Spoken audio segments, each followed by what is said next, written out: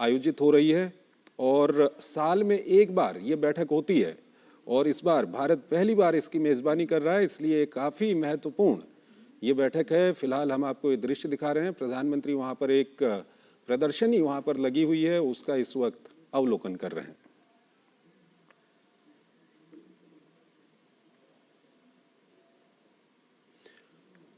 और आपको बता दें कि विश्व धरोहर समिति की बैठक साल में एक बार होती है और ये विश्व धरोहर से संबंधित सभी मामलों के प्रबंधन और विश्व धरोहर सूची में शामिल किए जाने वाले स्थलों पर निर्णय लेने के लिए ये उत्तरदायी होती है। तो काफ़ी महत्वपूर्ण ये बैठक है। इस बैठक के दौरान विश्व धरोहर सूची में नए स्थलों को नामांकित करने के प्रस्ताव आएंगे। 124 विद्यमान विश्व धरोहर संपत्तियों की संरक्षण रिपोर्ट की स्थिति यहाँ पर पेश की जाएगी। अंतर्राष्ट्रीय सहायता और विश्व धरोहर निधियों के उपयोग आदि पर भी यहाँ पर चर्चा की जाएगी। 150 से अधिक देश यहाँ पर शामिल होंगे। 2000 से अधिक अंतर्राष्ट्रीय और राष्ट्रीय प्रतिनिधि यहाँ पर हिस्सा ले रहे हैं। तो काफ़ी महत्वपूर्ण ये बैठक है विश्व धरोहर समिति की। 46वां जो सत्र है, 46वीं जो बैठक है, ये काफ़ी महत्वपूर्ण है। साल में एक बार होती है और भारत पहली बार इसकी मेज़बानी कर रहा है। फिलहाल हम ये दृश्य आपको दिखा रहे हैं। प्रधानमंत्री वहाँ पर पहुँच चुके हैं और प्रधानमंत्री इस वक्त वहाँ पर एक प्रदर्शनी लगाई गई है, उस प्रदर्शनी का अवलोकन कर रहे हैं। कुछ ही देर में प्रधानमंत्री औपचारिक उद्घाटन करेंगे इस सत्र का और वहाँ पर पूरी दुनिया से जो लोग आए हुए हैं, पूरी दुनिया से जो भी प्रतिनिधि वहाँ पर पहुँचे हुए हैं, अंतर्राष्ट्रीय और राष्ट्रीय प्रतिनिधि, उनको प्रधानमंत्री वहाँ पर संबोधित करेंगे। आपको ये भी बता दें कि ये जो प्रदर्शनी है ये भी काफ़ी महत्वपूर्ण है क्योंकि रिटर्न ऑफ ट्रेजर्स प्रदर्शनी है। ये 350 से अधिक कलाकृतियाँ हैं जो जब से मोदी सरकार सत्ता में आई है तब से इन कलाकृतियों को विदेशों से वापस लाया गया है और उसी की यहाँ पर ये प्रदर्शनी लगाई गई है। तो ये काफ़ी अपने आप में ये जो प्रदर्शनी है ये भी काफ़ी महत्वपूर्ण है। 350 से अधिक कलाकृतियाँ हैं जो विदेशों से वापस लाई गई हैं भारत में, जो चोरी के कारण या किसी अन्य कारणों से भारत से विदेशों में चली गई थी, उनको वापस लाया गया है। और पिछले 10 साल में हमने देखा है कि जब भी प्रधानमंत्री विदेश यात्रा पर जाते हैं, वहाँ पर जो दूसरे देश के प्रमुख होते हैं उनके साथ जो बातचीत होती है उसमें एक ये महत्वपूर्ण विषय रहता है कि भारत से जो पुरानी कलाकृतियाँ चोरी के कारण या किसी अन्य कारण से विदेशों में चली गई हैं, उनको भी वापस अपने देश में लाना एक महत्वपूर्ण मुद्दा रहा है प्रधानमंत्री की विदेश यात्राओं का। और उसी का असर है कि करीब 350 से अधिक कलाकृतियाँ भारत में वापस आई हैं और यहाँ पर जो प्रदर्शनी लगाई गई है इसमें 350 से अधिक कलाकृतियाँ हैं जिनका अभी प्रधानमंत्री वहाँ पर अवलोकन कर रहे हैं। तो ये दृश्य हम आपको दिखा रहे हैं भारत मंडपम से, जहाँ पर प्रधानमंत्री पहुँचे हुए हैं और कुछ ही देर में प्रधानमंत्री जो विश्व धरोहर समिति का 46वां सत्र है उसका औपचारिक उद्घाटन भी करेंगे। और ये सत्र इसलिए भी महत्वपूर्ण है क्योंकि भारत पहली बार इस बैठक की मेजबानी कर रहा है।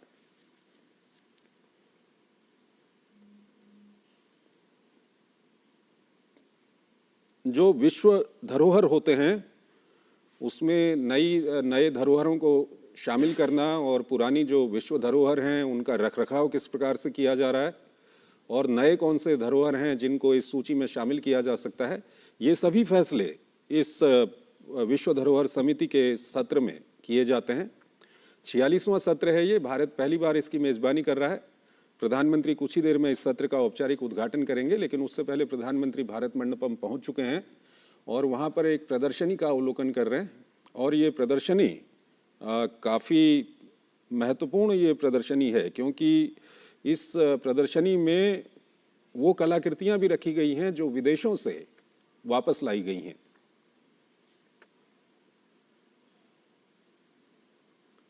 तो इस वक्त ये दृश्य हम आपको दिखा रहे हैं भारत मंडपम के, जहां पर प्रधानमंत्री नरेंद्र मोदी इस वक्त इस प्रदर्शनी का वहां पर अवलोकन कर रहे हैं।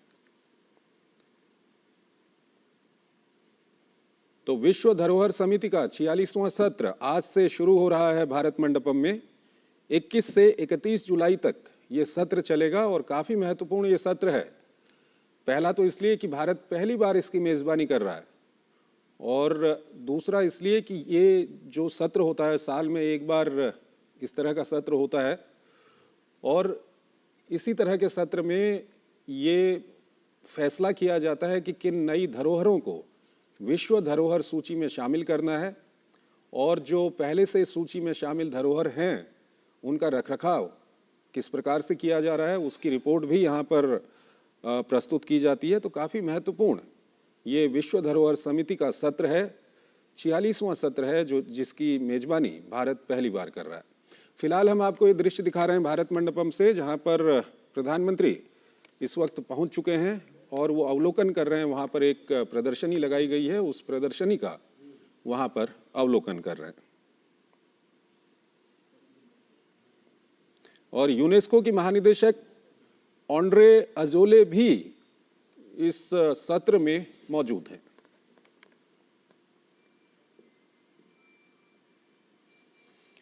और जो ये प्रदर्शनी है जिसका अवलोकन प्रधानमंत्री कर रहे हैं, ये भी काफ़ी महत्वपूर्ण है, क्योंकि इसमें अधिकतर वो कलाकृतियां हैं जो विदेशों से भारत वापस लाई गई हैं।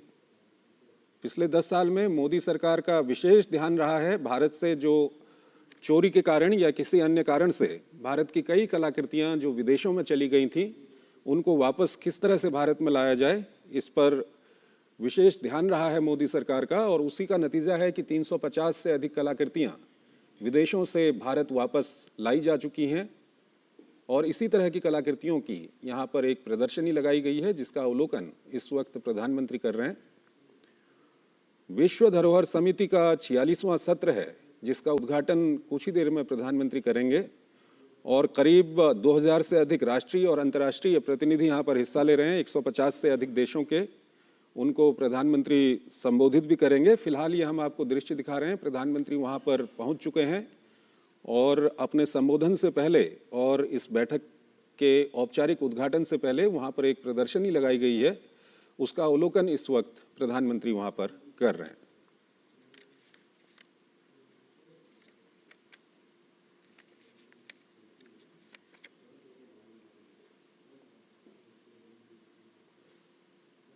और ये प्रदर्शनी काफ़ी महत्वपूर्ण है, क्योंकि अब तक 350 से अधिक कलाकृतियां हैं जो दुनिया के दूसरे देशों से भारत वापस लाई जा चुकी हैं।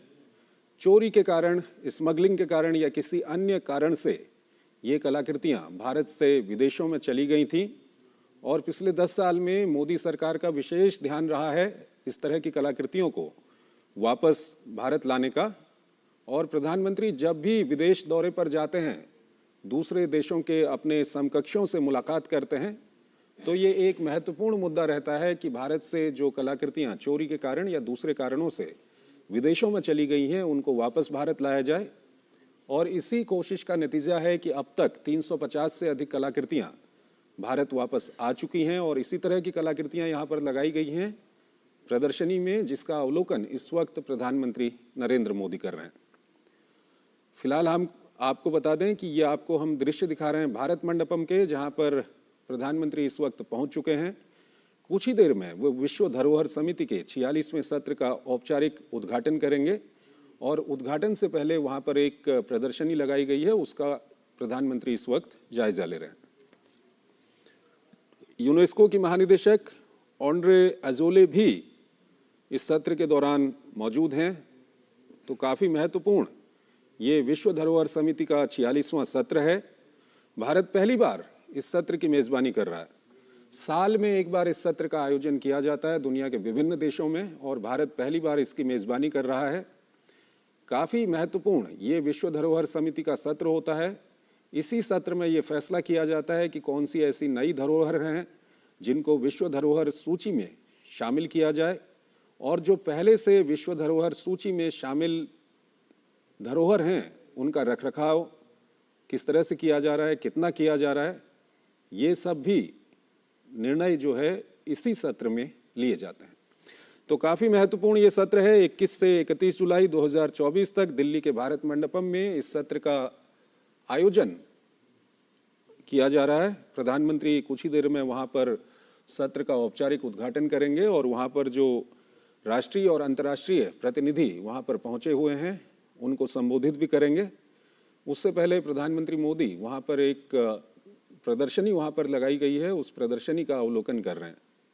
और ये प्रदर्शनी काफ़ी खास है क्योंकि इस प्रदर्शनी में अधिकतर वो कलाकृतियाँ हैं जो विदेशों से भारत वापस लाई गई हैं।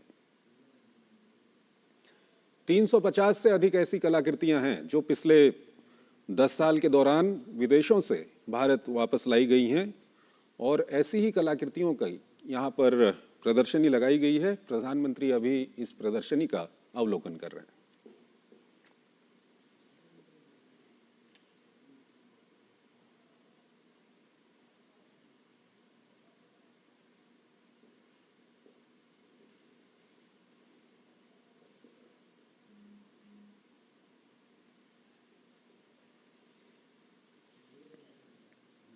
तो ये दृश्य इस वक्त हम आपको दिखा रहे हैं दिल्ली के भारत मंडपम के, जहाँ पर प्रधानमंत्री इस वक्त मौजूद हैं और कुछ ही देर में वो विश्व धरोहर समिति के 46वें सत्र का औपचारिक उद्घाटन करेंगे। उससे पहले एक प्रदर्शनी यहाँ पर लगाई गई है, उस प्रदर्शनी का अवलोकन इस वक्त प्रधानमंत्री कर रहे हैं। तो आज से शुरू हो रहा है विश्व धरोहर समिति का 46वां सत्र। 31 जुलाई तक ये सत्र चलेगा और काफ़ी महत्वपूर्ण ये सत्र होता है। भारत पहली बार इसकी मेज़बानी कर रहा है। साल में एक बार ये सत्र आयोजित किया जाता है दुनिया के विभिन्न देशों में। भारत पहली बार इसकी मेज़बानी कर रहा है। और विश्व धरोहर जो सूची होती है उसमें कौन सी ऐसी नई धरोहर हैं जिनको शामिल किया जा सकता है, उसके प्रस्ताव भी इसी सत्र में आते हैं। और जो पुराने धरोहर हैं जिनको ऑलरेडी सूची में शामिल किया जा चुका है, उनका रखरखाव किस तरह से हो रहा है, उसकी भी एक समीक्षा इसी सत्र के दौरान की जाती है। तो फिलहाल हम आपको ये दृश्य दिखा रहे हैं दिल्ली के भारत मंडपम के, जहाँ पर प्रधानमंत्री इस वक्त पहुँच चुके हैं और वहाँ पर एक प्रदर्शनी का प्रधानमंत्री अवलोकन कर रहे हैं।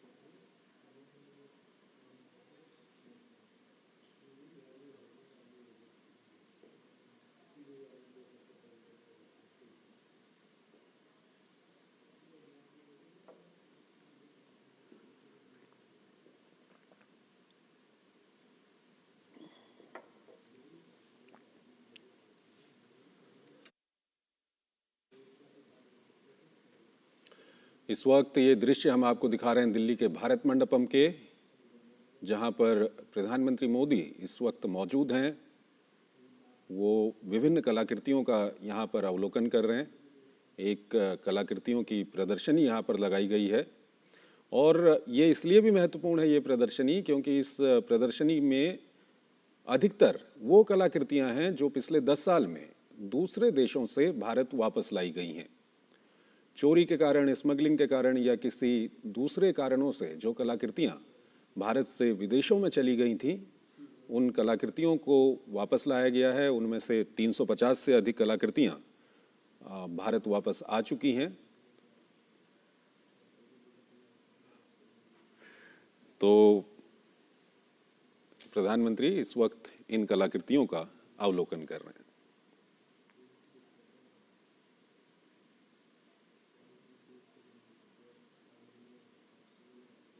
तो चोरी, तस्करी या किसी दूसरे कारण से जो कलाकृतियाँ भारत से विदेशों में चली गई थीं, उन कलाकृतियों को वापस लाने पर मोदी सरकार का विशेष जोर रहा है पिछले 10 सालों में। प्रधानमंत्री मोदी जब भी विदेश यात्रा पर जाते हैं या कोई विदेशी राष्ट्राध्यक्ष भारत की यात्रा पर आते हैं और प्रधानमंत्री के साथ द्विपक्षीय या प्रतिनिधिमंडल स्तर की वार्ता होती है, तो उसमें ऐसी कलाकृतियों को भारत वापस लाना एक प्रमुख मुद्दा रहा है पिछले 10 साल में। और इसका असर ये हुआ है कि 350 से अधिक कलाकृतियाँ भारत वापस आ चुकी हैं। ऐसी ही कई कलाकृतियाँ इस प्रदर्शनी में यहाँ पर मौजूद हैं, जिनका अवलोकन इस वक्त प्रधानमंत्री मोदी कर रहे हैं। तो ये दृश्य हम आपको दिखा रहे हैं दिल्ली के भारत मंडपम के, जहाँ पर प्रधानमंत्री मोदी पहुँच चुके हैं और कुछ ही देर में वो विश्व धरोहर समिति के 46वें सत्र का औपचारिक उद्घाटन करेंगे। उससे पहले एक प्रदर्शनी का अवलोकन यहाँ पर प्रधानमंत्री कर रहे हैं।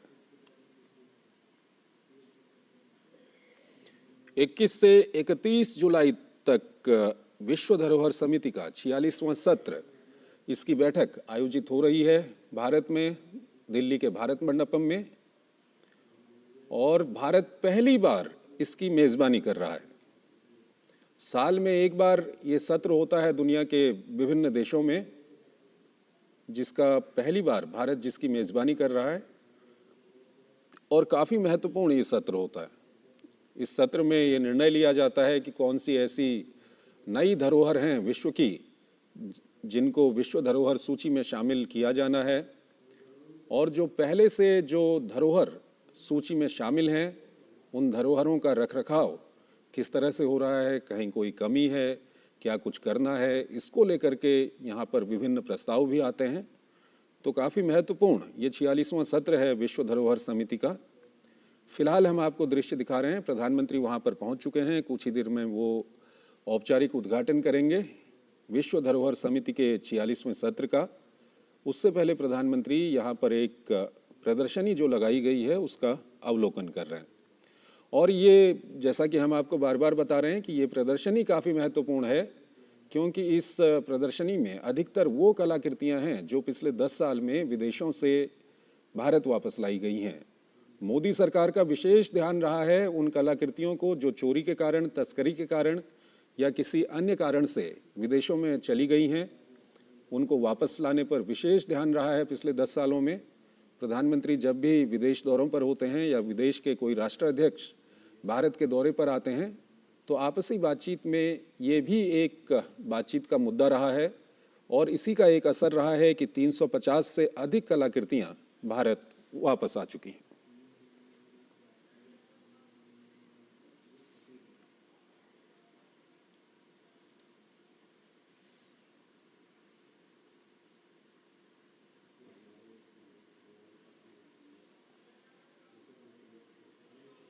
और आइए अब हम आपको सीधे इस कार्यक्रम की ओर लिए चलते हैं। And esteemed delegates, welcome to the grand inauguration of the 46th World Heritage Committee meeting. On behalf of the Ministry of Culture, Government of India, I extend a heartfelt welcome to each one of you. It's an honor to have the presence of our esteemed Prime Minister, Shri Narendra Modi, to grace this momentous occasion.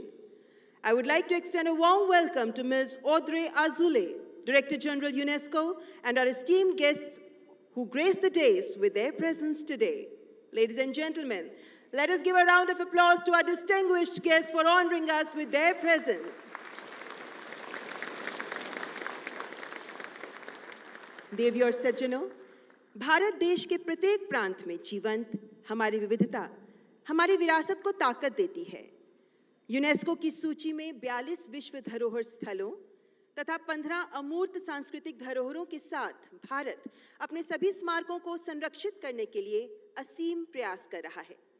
ये स्मारक हमारी समृद्ध अतीत की गवाही देते हैं, क्योंकि हर स्मारक में छिपी है एक कहानी, हर शिलालेख सुनाता है अपनी जुबानी। अतीत की स्मृति ही नहीं, अपने होने का इतिहास है ये। हमारी धरोहर, हमारी संस्कृति की गूंज, हमारी विरासत है ये। And now, I would like to invite Shri Vishal V. Sharma, Chairperson, World Heritage Committee, to deliver the welcome address.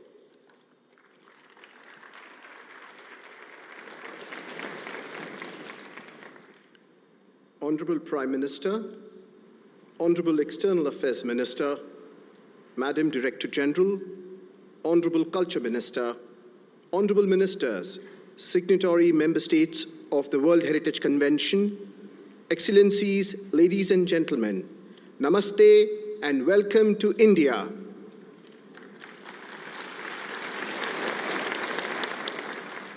It is an honor to serve as the chairperson of the World Heritage Committee in New Delhi.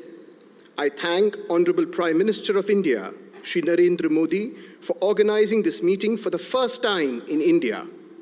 India just underwent the largest elections in the world, and within 33 days of the swearing in of a new government, an international event of this magnitude has been organized.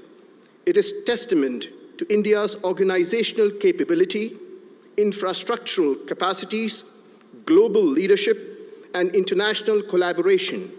And I thank the Ministry of Culture, the Archaeological Survey of India, Ministry of External Affairs, various ministries and agencies of the Government of India, DG UNESCO, Madame Audrey Azoulay, ADG Culture, Mr. Ernesto Ottone, and Director of the World Heritage Center, Mr. Lazar, and the UNESCO Secretariat.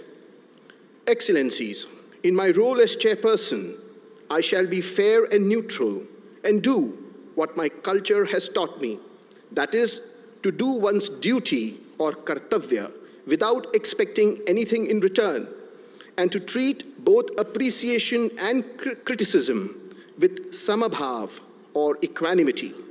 I shall live up to the expectation that the 195 countries of the World Heritage Convention have placed in me.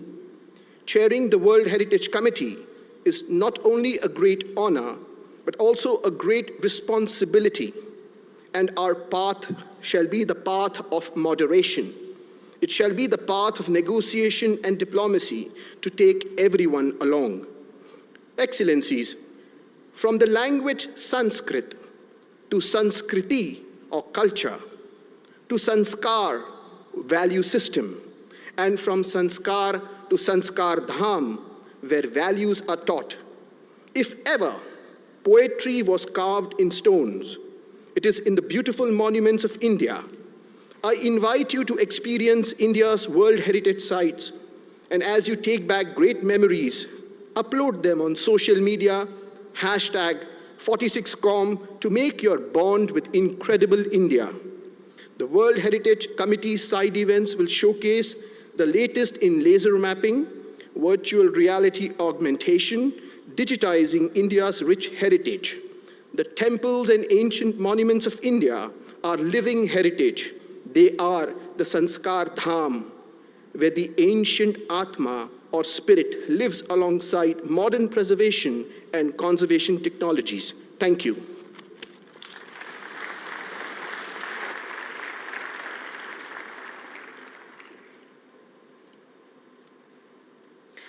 Thank you, Mr. Sharma, for the welcome address.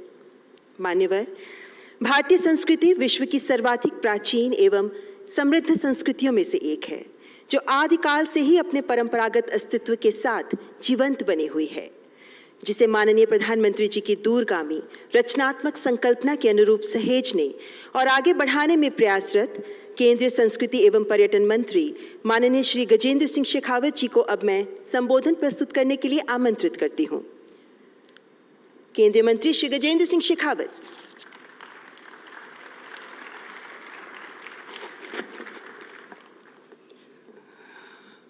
Bharat की गौरवशाली सांस्कृतिक विरासत के राजदूत, दुनिया के सबसे लोकप्रिय नेता, भारत के प्रधानमंत्री श्रद्धेय नरेंद्र मोदी जी, यूनेस्को की डायरेक्टर जनरल माननीय मदाम ऑड्रे अजोले जी, भारत के यशस्वी विदेश मंत्री श्री एस जयशंकर जी, मंत्रिमंडल में मेरे साथी राव इंद्रजीत सिंह जी, सुरेश गोपी जी, यूनेस्को में भारत के स्थायी प्रतिनिधि और आज से प्रारंभ हो रहे वर्ल्ड हेरिटेज कमेटी के इस 46वें सत्र के चेयरपर्सन श्री विशाल वी शर्मा जी, विभिन्न देशों के सम्माननीय मंत्रीगण, त्रिपुरा के सम्माननीय मुख्यमंत्री जी, राज्यों के संस्कृति मंत्रीगण, यूनेस्को सचिवालय के वरिष्ठ अधिकारीगण, विश्व भर से आए विश्व धरोहर समिति के सम्माननीय सदस्यगण, भारत सरकार के अधिकारी वृंद, सम्माननीय देवियों और सज्जनों, भारत में पहली बार हो रहे इस वर्ल्ड हेरिटेज कमेटी की मीटिंग में पधारे आप सभी अतिथियों का मैं भारत की अतिथि परंपरा, अतिथि देवो भव के भाव से हृदयपूर्वक स्वागत करता हूं, आप सबका अभिनंदन करता हूं। सम्माननीय प्रधानमंत्री जी ने अपने व्यस्ततम समय में से इस वैश्विक सम्मेलन के उद्घाटन में पधारने की अनुमति देकर एक तो इस गरिमामयी सम्मेलन के आयोजन को और अधिक गरिमामय बनाने का उपकार किया है, वहीं दूसरी तरफ भारत की समृद्ध सांस्कृतिक विरासत और गौरवशाली ऐतिहासिक धरोहरों के प्रति उनके मन में जो सम्मान है उसे प्रदर्शित किया है। मैं मेरे मंत्रालय परिवार की तरफ से सम्मानीय प्रधानमंत्री जी के प्रति कृतज्ञता व्यक्त करते हुए आप सभी का बहुत सारा स्वागत करता हूं। माननीय प्रधानमंत्री जी, आपके नेतृत्व में गत वर्ष हुए G20 शिखर सम्मेलन के अनुपम अद्वितीय आयोजन के चलते भारत की तरफ देखने का, विश्व भर का नजरिया, भारत की तरफ देखने का दृष्टिकोण बदला है। ऐतिहासिक चुनाव के बाद तीसरी बार सरकार बनने के साथ ही इस बड़े आयोजन के माध्यम से हमने एक बार फिर बहुत थोड़े से समय में भारत की तरफ लाने में सफलता प्राप्त की है।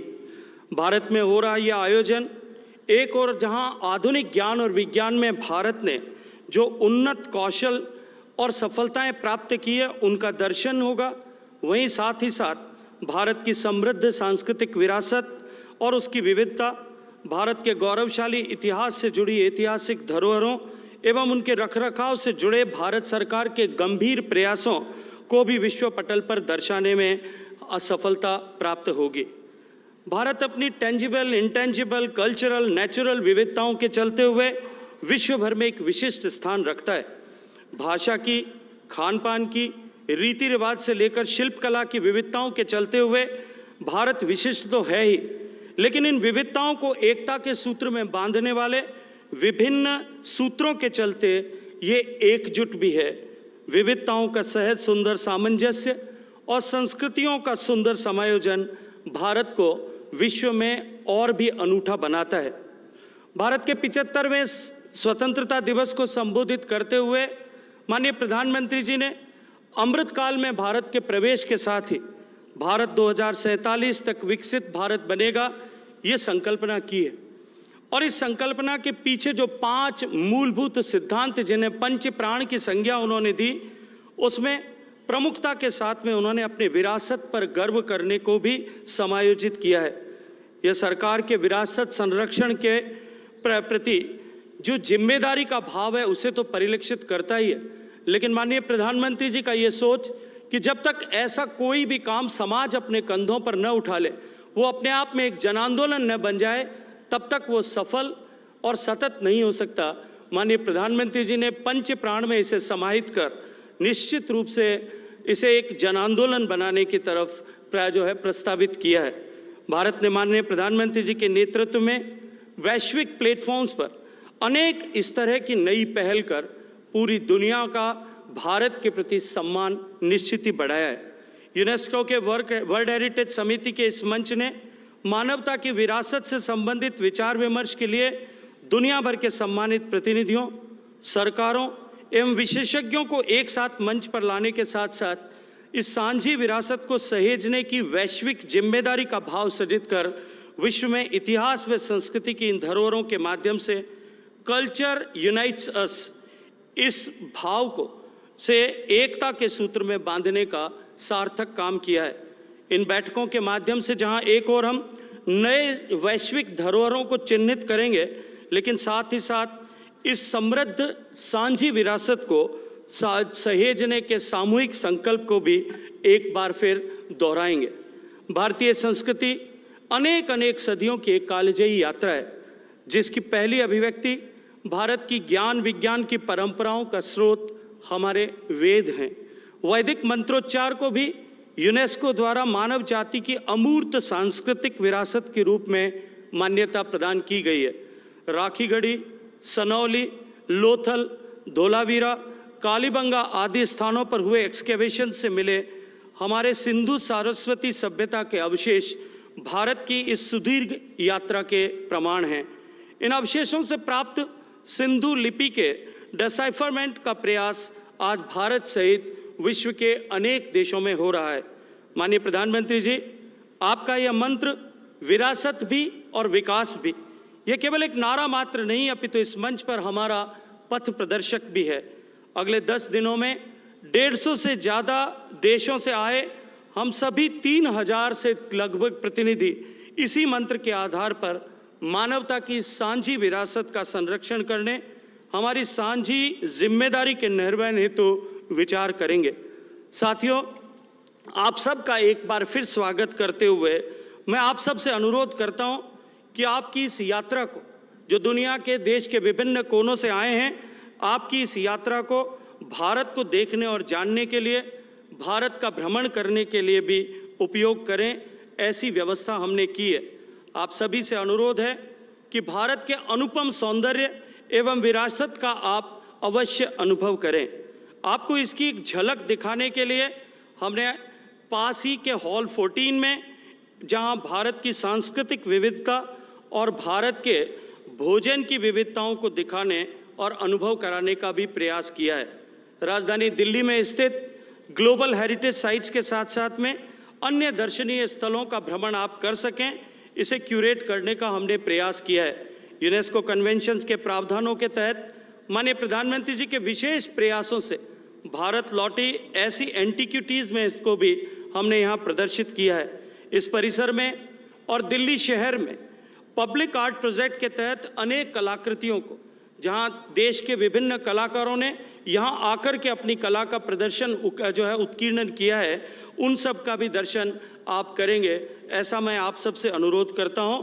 और इसी के साथ एक बार फिर director general UNESCO madam Audrey Azoulay को स्वागत करते हुए, उनका अभिनंदन करते हुए ये अवसर भारत को प्रदान किया, इसके लिए हृदयपूर्वक भारतवासियों की तरफ से धन्यवाद करते हुए माननीय प्रधानमंत्री जी सहित आप सबका स्वागत करता हूं, आप सबका अभिनंदन करता हूं।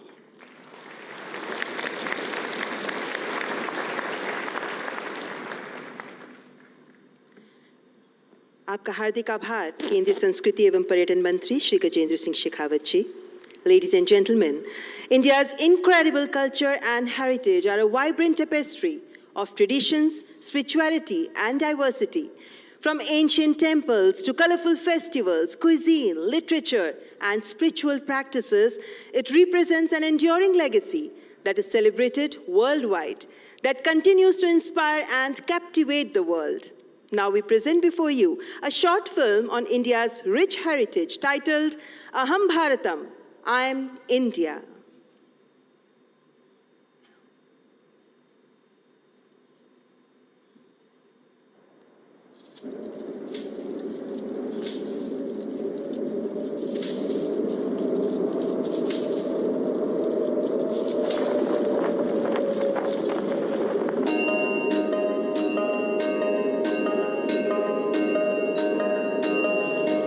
Mother, I bow to thee. Rich with thy hurrying streams, bright with thy orchard gleams, cool with thy winds of delight, dark fields waving, mother of might, mother free.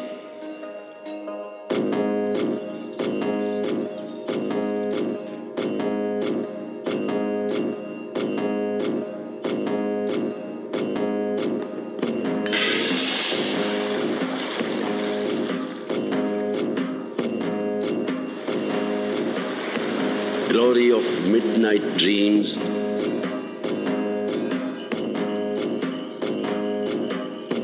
over thy branches and lordly streams,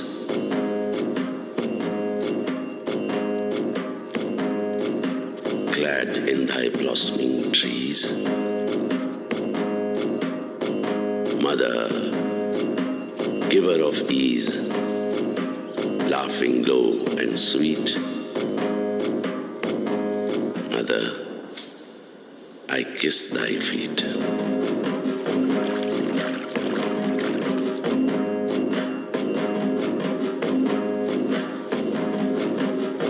I kiss thy feet.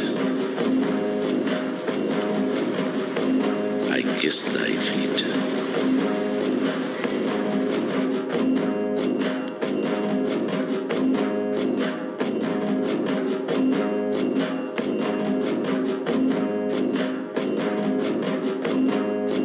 Speaker, sweet and low,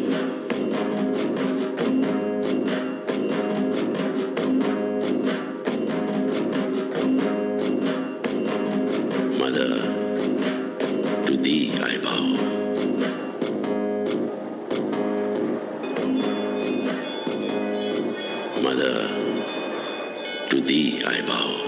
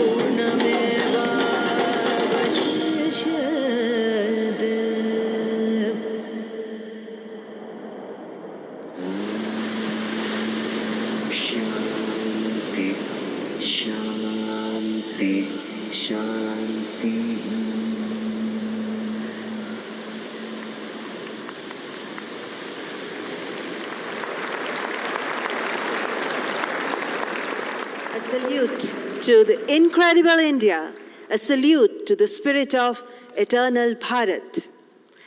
Ladies and gentlemen, please join me in welcoming our distinguished guest, Ms. Audrey Azoulay, Director General UNESCO, as I graciously invite her to address the August gathering.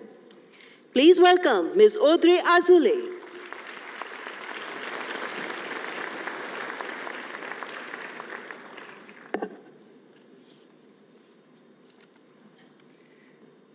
Your Excellency, Prime Minister of the Republic of India, Shri Narendra Modi, Honorable Ministers, Mr. Chairperson of the World Heritage Committee, Ambassador and Permanent Delegate of India to UNESCO, distinguished guests, Excellencies, ladies and gentlemen, dear friends, Namaste. Let me start by expressing our deep gratitude to our host, the Prime Minister of India, who is welcoming the world tonight around this essential notion that 195 countries have agreed on, the protection of the cultural and natural heritage of humanity, bequeathed to us over the centuries in all its splendid diversity. The World Heritage Committee is meeting here in New Delhi, in India, for the first time in its history, to preserve, promote, and pass on to the future generations humanity's priceless legacies established over time. Let me also take this opportunity to thank the Ministry of Culture and the Archaeological Survey of India, which have co-organized this important meeting with us. Since being founded over 160 years ago, the Archaeological Survey has protected India's World Heritage, but also more than 3,600 ancient monuments and archaeological sites across the country. And in recent years, we've been happy to work with ASI around the world, especially in the region and in Cambodia, where it has contributed to the restoration of Ta Prohm, one of the most important temples at the Angkor Wat World Heritage Site. This commitment is inspiring, and I understand India's support will be further reinforced to pave the way for more international cooperation on the occasion of this committee and in the spirit of the World Heritage Convention, which is also based on solidarity. I thank you for this reinforced commitment. For us, who are responsible for protecting world heritage, the challenges are tremendous, as the world undergoes transformations in every area, driven by the digital revolution and climate disruption. But equally immense is our determination to make heritage an anchor in an ever-changing world. And this determination is also being passed on to the young people who have come from 31 countries for the World Heritage Young Professionals Forum, which is taking place this week in Uttar Pradesh. Excellencies, honorable guests, this country is an inspiration for UNESCO. Like all visitors, and like we've seen in the video just shown, I am struck by the unique way in which the country constantly reinterprets its infinitely rich cultural heritage. We feel this very clearly in New Delhi, near where the Mahabharata is set. The Taj Mahal, the temples of Malipuram and Khajuraho, the sacred ensembles of the Hoysalas, each of the 42 Indian treasures inscribed on UNESCO's World Heritage List bring together past, present, but also future generations, as do the Kalbilia dances of Rajasthan, the Garba of Gujarat, the chants of Ladakh, the crafts of Jandiala Guru, the theater of Kutyatam, all of them inscribed on UNESCO's intangible heritage lists. And building on this rich past is also bringing heritage protection at the highest place of the international agenda. When India held the presidency of the G20 last year, leaders called for the first time for culture to be placed at the heart of the post-2030 agenda for sustainable development.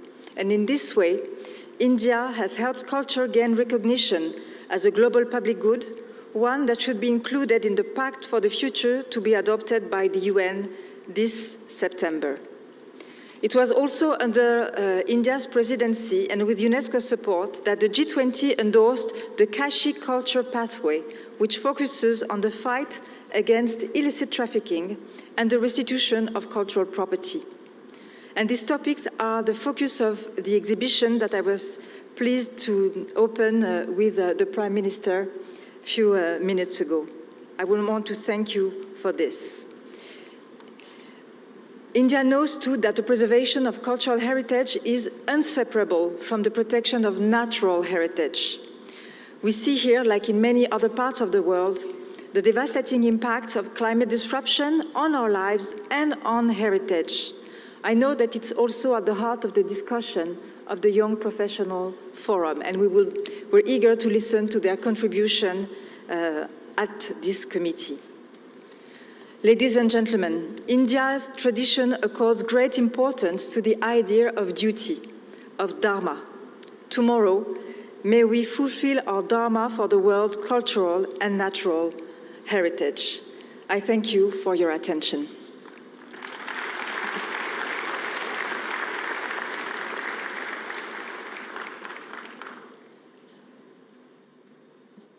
Thank you so much, Ms. Audrey Azoulay, for your insightful address. And now, ladies and gentlemen, it is my great pleasure to invite the visionary leader who has championed the cause of heritage conservation and cultural diversity, our esteemed Prime Minister, Shri Narendra Modi ji, to address the distinguished audience and inspire us with his vision, enlighten us with his thoughts. Ladies and gentlemen, Honorable Prime Minister of India, Shri Narendra Modi.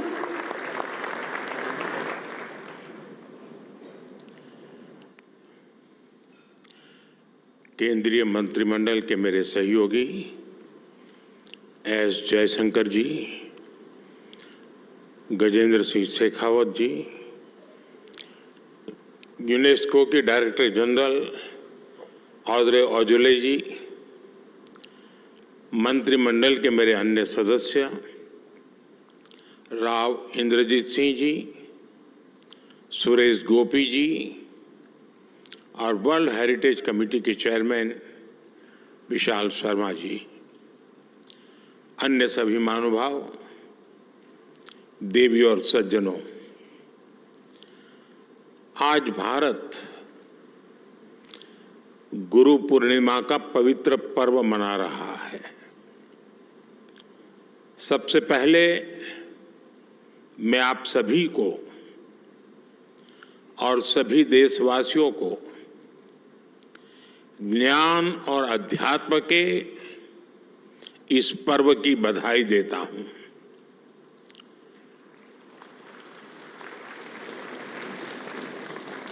ऐसे अहम दिन आज 46th world heritage committee की इस meeting की शुरुआत हो रही है और भारत में ये आयोजन पहली बार हो रहा है और स्वाभाविक है कि मेरे सहित सभी देशवासियों को इसकी विशेष खुशी है।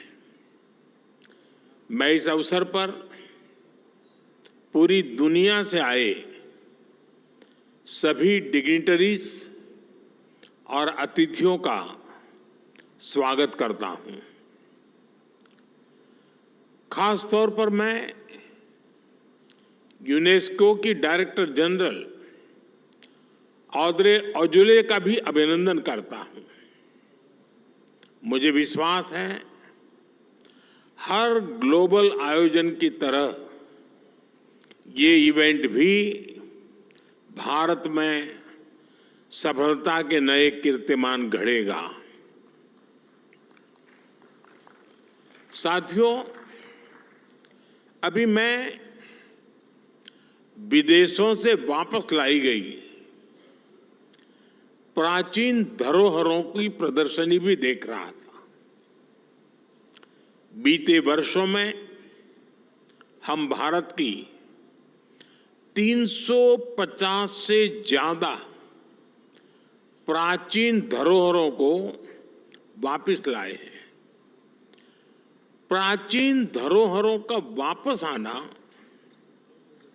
ये वैश्विक उदारता और इतिहास के प्रति सम्मान के भाव को दिखाता है। यहां इमर्सिव एग्जीबिशन भी अपने आप में एक शानदार अनुभव है। जैसे जैसे टेक्नोलॉजी इवॉल्व होगी, इस क्षेत्र में रिसर्च और टूरिज्म की अपार संभावनाएं भी बनती जा रही हैं। फ्रेंड्स, वर्ल्ड हेरिटेज कमेटी का ये कार्यक्रम भारत के लिए एक गौरवशाली उपलब्धि से जुड़ा है। मुझे बताया गया है कि हमारे नॉर्थ ईस्ट इंडिया के ऐतिहासिक मोइदम यूनेस्को की वर्ल्ड हेरिटेज सूची में शामिल होना प्रस्तावित है। ये भारत की 43rd वर्ल्ड हेरिटेज साइट और नॉर्थ ईस्ट इंडिया की पहली धरोहर होगी जिसे कल्चरल वर्ल्ड हेरिटेज का दर्जा मिल रहा है। मोइदम अपनी विशेषताओं के कारण बेहद खास है। मुझे विश्वास है वर्ल्ड हेरिटेज सूची में आने के बाद इनकी लोकप्रियता और बढ़ेगी, दुनिया का आकर्षण बढ़ेगा। साथियों, आज के इस आयोजन में दुनिया के कोने कोने से आए एक्सपर्ट्स ये अपने आप में इस समिट की समृद्धि को दर्शाता है। ये आयोजन भारत की उस धरती पर हो रहा है जो विश्व की प्राचीनतम जीवंत सभ्यताओं में से एक है। हमने देखा है विश्व में विरासतों के अलग अलग केंद्र होते हैं, लेकिन भारत इतना प्राचीन है कि यहां वर्तमान का हर बिंदु किसी न किसी गौरवशाली अतीत की गाथा कहता है। आप दिल्ली का ही उदाहरण ले लीजिए। दुनिया दिल्ली को भारत की कैपिटल सिटी के रूप में जानती है, लेकिन ये शहर हजारों वर्ष पुरानी विरासतों का केंद्र भी है। यहां आपको कदम कदम पर ऐतिहासिक विरासतों के दर्शन होंगे। यहां से करीब 15 किलोमीटर दूर ही कई टन का एक लौह स्तंभ है, एक ऐसा स्तंभ जो 2000 वर्षों से खुले में खड़ा है, फिर भी आज तक रस्ट रेजिस्टेंट है।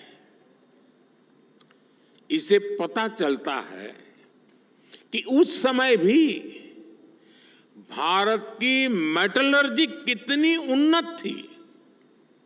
स्पष्ट है कि भारत की विरासत केवल एक इतिहास नहीं है, भारत की विरासत एक विज्ञान भी है। भारत की हेरिटेज में टॉप नॉच इंजीनियरिंग की एक गौरवशाली यात्रा के भी दर्शन होते हैं। यहां दिल्ली से कुछ सैकड़ों किलोमीटर दूर ही 3500 मीटर्स के एल्टीट्यूड पर केदारनाथ मंदिर है। आज भी वो जगह भौगोलिक रूप से इतनी दुर्गम है कि लोगों को कई कई किलोमीटर पैदल चलकर या हेलीकॉप्टर से जाना पड़ता है। वो स्थान आज भी किसी कंस्ट्रक्शन के लिए बहुत चैलेंजिंग है। साल के ज्यादातर समय बर्फबारी की वजह से वहां काम होना पाना असंभव है। लेकिन आप ये जानकर हैरान रह जाएंगे कि केदार घाटी में इतने बड़े मंदिर का निर्माण 8वीं शताब्दी में हुआ था। उसकी इंजीनियरिंग में कठोर वातावरण और ग्लेशियर का पूरा ध्यान रखा गया। यही नहीं, मंदिर में कहीं भी मॉर्टर का इस्तेमाल नहीं हुआ है, लेकिन वो मंदिर आज तक अटल है। इसी तरह दक्षिण में राजा चौल द्वारा बनाए गए बृहदीश्वर मंदिर का भी उदाहरण है। मंदिर का आर्किटेक्चरल लेआउट, हॉरिजॉन्टल और वर्टिकल डायमेंशंस, मंदिर की मूर्तियों, मंदिर का हर हिस्सा अपने आप में आश्चर्य लगता है। फ्रेंड्स, मैं जिस गुजरात राज्य से आता हूं, वहां धौलावीरा और लोथल जैसे स्थान है। धौलावीरा में 3000 से 1500 BCE पहले जिस तरह की अर्बन प्लानिंग थी, जिस तरह का वाटर मैनेजमेंट सिस्टम और व्यवस्थाएं थी, वो 21वीं सदी में भी एक्सपर्ट्स को हैरान करते हैं।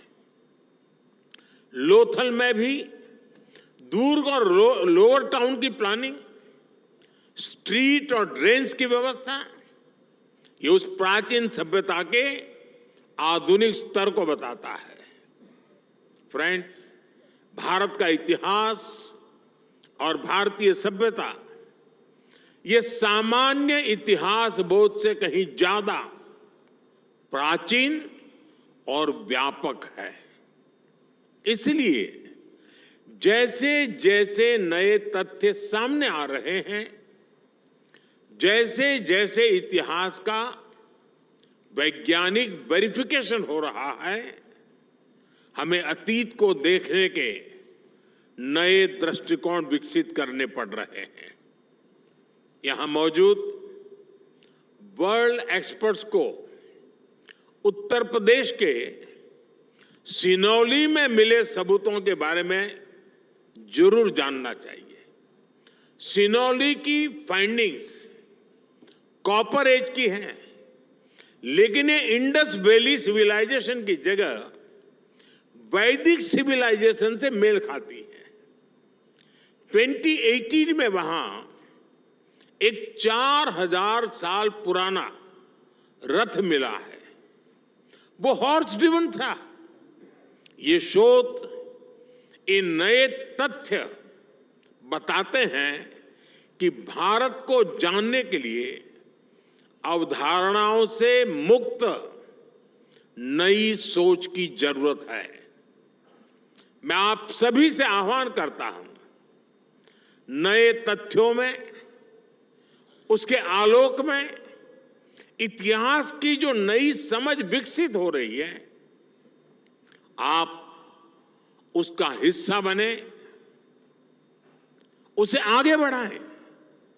फ्रेंड्स, हेरिटेज केवल हिस्ट्री नहीं, बल्कि ह्यूमैनिटी की एक साझी चेतना है। हम दुनिया में कहीं भी किसी भी हेरिटेज को देखते हैं तो हमारा मन वर्तमान के जियो पॉलिटिकल फैक्टर से ऊपर उठ जाता है। हमें हेरिटेज के इस पोटेंशियल को विश्व की बेहतरी के लिए प्रयोग करना है। हमें अपनी विरासतों के जरिए दिलों को जोड़ना है। और आज 46th world heritage committee meeting के माध्यम से भारत का पूरे विश्व को यही आह्वान है, आइए हम सब जुड़े एक दूसरे की विरासत को आगे बढ़ाने के लिए। आइए हम सब जुड़े मानव कल्याण की भावना के विस्तार के लिए। आइए हम सब जुड़े अपनी हेरिटेज को संरक्षित करते हुए टूरिज्म बढ़ाने के लिए, ज्यादा से ज्यादा रोजगार के मौके बनाने के लिए। फ्रेंड्स, दुनिया ने वो दौर भी देखा है जब विकास की दौड़ में विरासत को नजरअंदाज किया जाने लगा था, लेकिन आज का युग कहीं ज्यादा जागरूक है। भारत का तो विजन है विकास भी, विरासत भी। बीते 10 वर्षों में भारत ने एक और आधुनिक विकास के नए आयाम छुए हैं, वहीं विरासत पर गर्व का संकल्प भी लिया है। हमने विरासत के संरक्षण के लिए अभूतपूर्व कदम उठाए हैं। काशी में विश्वनाथ कॉरिडोर हो, अयोध्या में राम मंदिर का निर्माण हो, प्राचीन नालंदा विश्वविद्यालय का आधुनिक कैंपस बनाना हो, देश के कोने कोने में ऐसे अनेकों काम हो रहे हैं। विरासत को लेकर भारत के इस संकल्प में पूरी मानवता की सेवा का भाव जुड़ा है। भारत की संस्कृति स्वयं की नहीं, वयम की बात करती है। भारत की भावना है नॉट मी, रादर यस।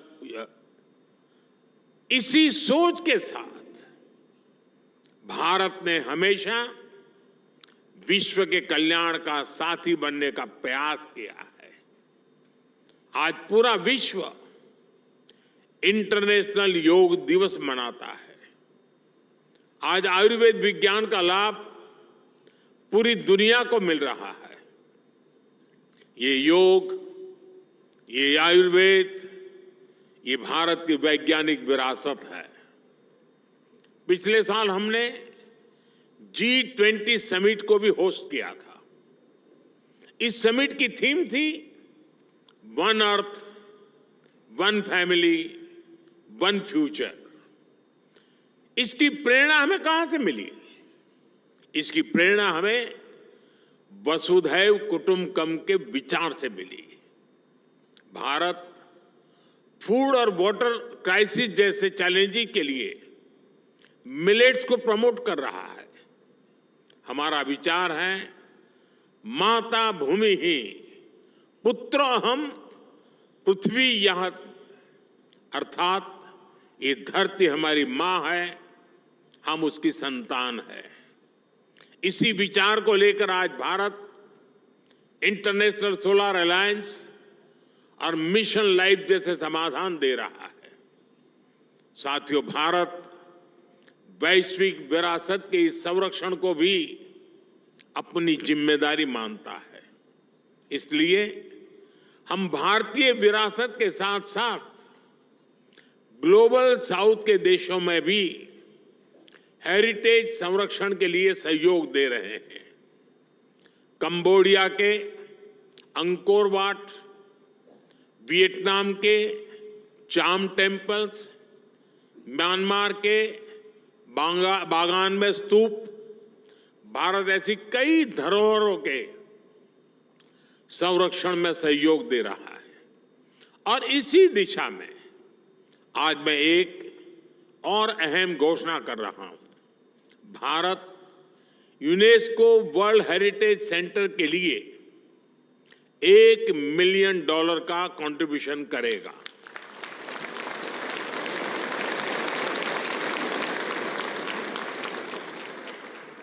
ये grant capacity building, technical assistance और वर्ल्ड हेरिटेज साइट्स के कंजर्वेशन में प्रयोग होगी। विशेष रूप से ये पैसा ग्लोबल साउथ के देशों को काम आएगा। भारत में युवा प्रोफेशनल्स के लिए वर्ल्ड हेरिटेज मैनेजमेंट में सर्टिफिकेट प्रोग्राम भी शुरू हो गया है। मुझे विश्वास है कल्चरल और क्रिएटिव इंडस्ट्री ग्लोबल ग्रोथ में बड़ा फैक्टर बनेगी। साथियों, आखिरी में मैं विदेश से आए सभी मेहमानों से एक और अनुरोध करूंगा।